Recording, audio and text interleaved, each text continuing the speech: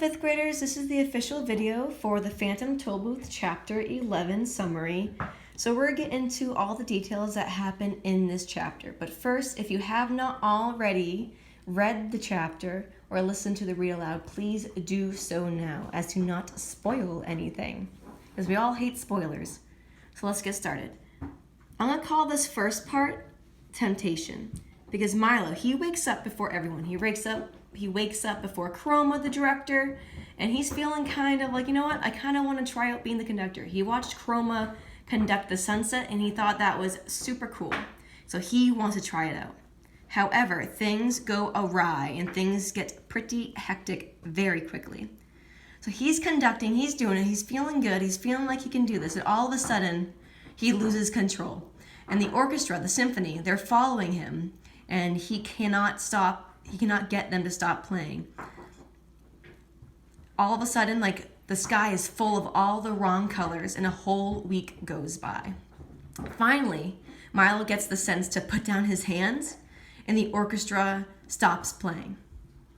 And moments later, Chroma, who never knew what happened, he just wakes up and he believes it's the same day. And he wakes up at sunrise saying, oh my gosh, I feel like I got a week's worth of sleep. And he's not wrong. He actually indeed got a week's worth of sleep. Milo conducted a whole week of songs and of music. But crisis averted, Chroma never knows, so there's no harm. Phew. So we also see a farewell here. So they leave the orchestra, they say goodbye to Chroma. Time to go to Digitopolis, right? But Alec, the floating boy, he also says goodbye. He bids farewell. But before he goes, he gives Milo a telescope that will help him see things better, he says. And maybe this is a little foreshadowing here, but I have a feeling that that telescope is going to come in handy. So let's not forget about that.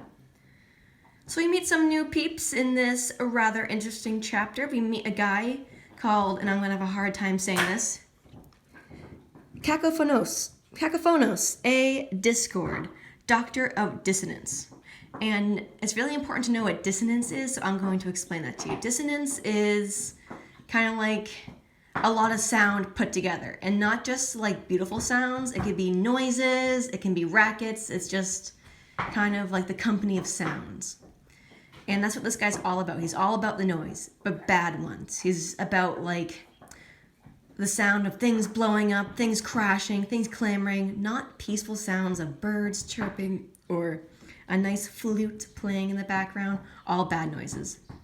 And the three travelers, the Humbug, Milo, and Talk, they're all deeply disturbed and totally freaked out by this guy, thinking him as a major weirdo. So Dr. Discord, the weirdo, makes a potion that will cure their sickness, because he thinks the three travelers are sick for some reason.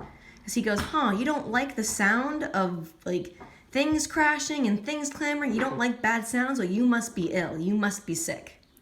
So he makes them a potion that will make them only hear ugly sounds. But the three travelers, Milo, Talk, and Humbug, don't fall for this. They're like, yeah, we're going to pass on the potion. We like hearing good music and stuff. And Dr. Dissonance is like, okay, suit yourself. And he just gives it to Din. And Din is the smoke monster.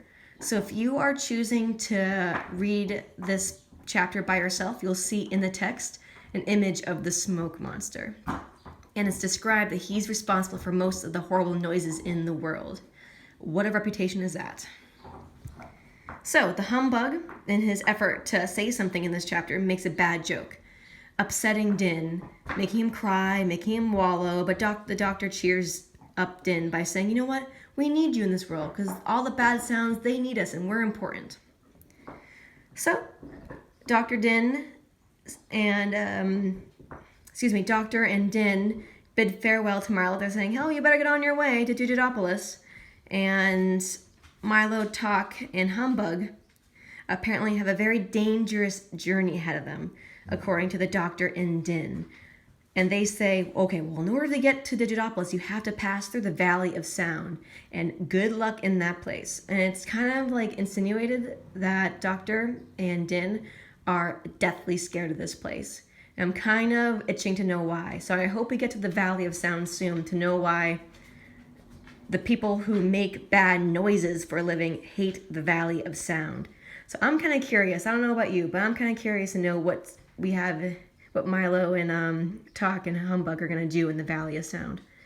So I hope you enjoyed this little summary of the Phantom Tollbooth, and I'll talk to you guys later.